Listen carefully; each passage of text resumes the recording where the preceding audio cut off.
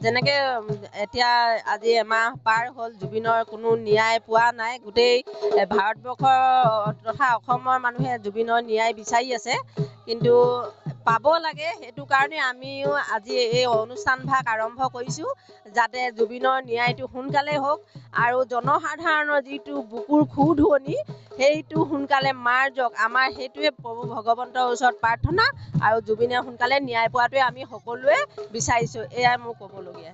জুবিনৰ মানে শ্ৰদ্ধাঞ্জলি বা জুবিনৰ ন্যায়ৰ কাৰণে মানুহে যিখিনি বিচাৰি আছে, আৰু সেয়ে আমিও শেহতীয়াকৈ বুলি ক'ব পাৰি আমিও এই শ্ৰদ্ধাঞ্জলি অনুষ্ঠান আয়োজন কৰিলোঁ। আৰু এই আয়োজনত আমি প্ৰথমতে জুবিনৰ প্ৰতিচ্ছবিত আমি বন্তি প্ৰজ্বলন কৰিলোঁ।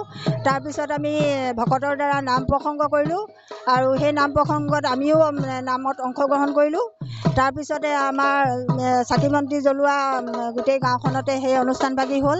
আৰু এতিয়া আমি সকলোৱে মিলি দিহানাম আৰু আয়োজন কৰিছোঁ, আৰু দিহানাম গোৱাৰ পাছত আৰু আমি সকলোৱে ঘৰা ঘৰিকৈ যাম। এয়াই।